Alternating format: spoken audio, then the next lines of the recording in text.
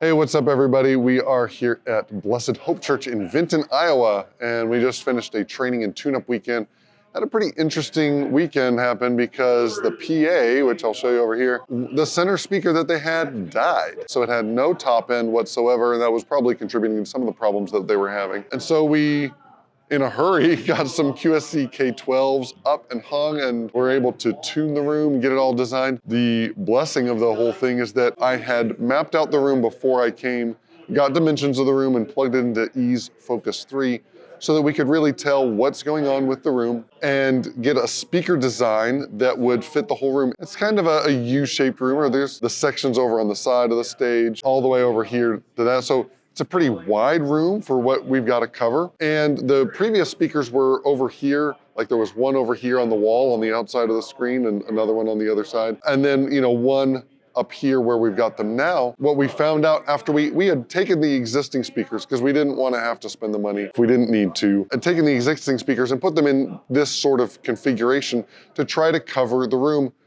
When I got here, it turns out the center one had no top end whatsoever. So the horn, tweeter, whatever's in that component had died, and there was basically nothing above 4K. And so very, very low intelligibility. There wasn't any resurrecting it. Thankfully, we're able to do a one-to-one replacement with these QSC K12s. It matches their QSC KW sub right over here. And so we were able to get that in, run new cables. There's still some more tidying up to do, but this happened. We found this out on Friday, and they were installed and ready to go by Saturday at noon. So great way to figure that out and get it dialed in. We had a great time training the team as well. They've got a newer SQ5, and we even have recently implemented wireless in-ears for everybody. Before, everybody was doing monitoring through the PA. So that created some relational challenges even on stage of band members saying, to the sound tech, hey, can you turn me up? I can't hear myself. Well, now what everybody's hearing out here was being dictated by what the band needed to hear. So that maybe the piano was way too loud for the congregation. The piano player needed to hear themselves, but at the same time, not everybody out here needed to hear them as loud. So we've gotten some separation, and we actually had a training last night on how to set up your in-ear monitors, how to mix that from scratch. And so we were able to walk everybody through that and make that transition.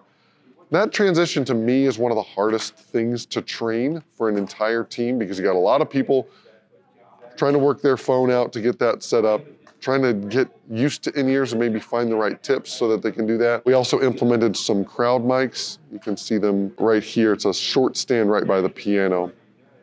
There's one over here and one over here by the electronic drums, so that we can get rid of that kind of glass wall feeling that happens when you stick in-ear monitors in for the first time.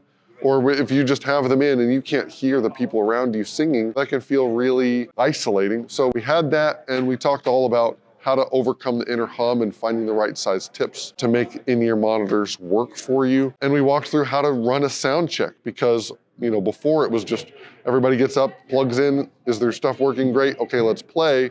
We have a system now for going through its sound check in a systematic way so that the front of house techs can build their mix, the musicians on stage can build their mix, and then we can get consistent results. And we're not overwhelming people with just, hey, here's your channels, start mixing. We're able to give them a system that brand new people that have not mixed ever before can now mix and get their monitor mixes set up. So I had a great time here. It was challenging. We had a late night Friday, kind of getting these speakers and getting them up in the air, pointing them, making sure that they were reaching all the way to the corner on both sides. It was an exhausting weekend, but it was a fun weekend. Looking forward to hearing how it sounds today on Sunday with the congregation here. I'm staying for the service so that we can just make sure that everything is, tip-top shape. If anything dies or messes up in the middle, I'll be able to troubleshoot that quickly, and then we'll have a debriefing after. One of the things that we do on these training weekends is we really focus the bulk of the Saturday, again, when we're not replacing the sound system, on training the sound tech. Basically, there's 4 things that we train people on. It's the dignity of being a sound tech, and then what does it mean for you to win at your mix for your church, right? What's gonna be that thing that really helps your congregation engage in identifying what's gonna be a winning mix? Where are the parameters for, is this too loud or not loud enough? It's really gonna help your congregation engage. So that's kind of step 1. Step 2 is critical listening to a track and identifying different instruments in the mix and how they're balancing. What's the primary instrument for this section? What are the different sections of a song? If you have people coming from a technical background that don't really understand music as well, how do you dial that in so that they know kind of what the different elements are and then how they fit together? And from there, we go to building a mix systematically, which is the same system that works for our sound check so that the band can get their monitors built and the front of house tech can get their monitors or their mix built in a consistent way so that you're getting each volunteer is doing it in the same order and in the same way, and hopefully then we get consistent results.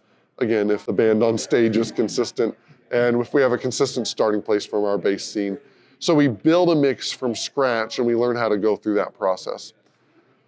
The third and fourth things that we learn are how to EQ vocals, because vocal mics by themselves need some EQ in order to sound good. It's not a problem with a microphone. It's designed that way and it's a good thing, but you have to know how to overcome that and how to learn those parameters with turning up the high pass filter, getting the proximity effect taken out with a low shelf, and how to balance that, because different singers sound different. You're gonna have to adapt to that. Even day by day, that same singer might sound different from right in the beginning of sound check, early in the morning, to the middle of the service. You need to know how to adapt that to make it sound right. And that's kind of the gateway into learning EQ.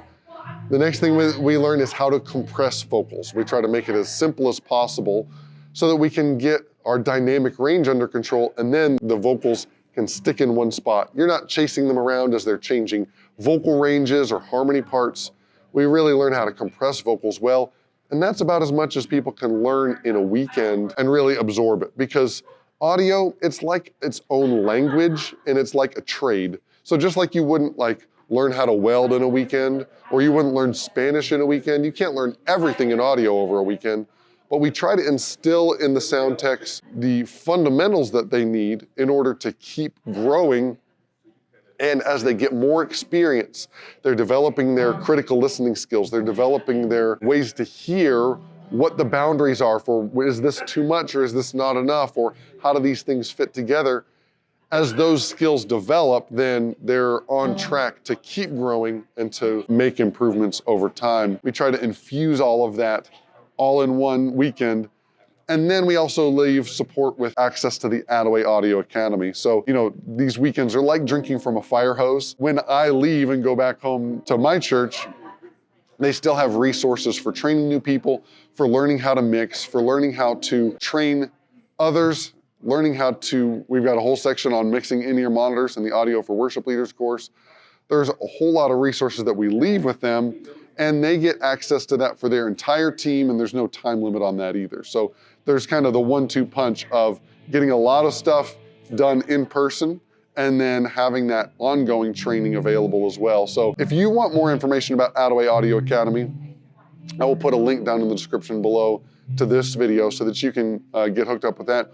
Or if you want a training and tune-up weekend, there's a form on our website that you can fill out. Tell us what you're interested in and see if this would be a good fit for you. So again, as I say all the time, remember, it's all about the low end. Avoid the sound tech solo, and nobody leaves church humming the kick drum, no matter how good it feels to get that thump in your chest.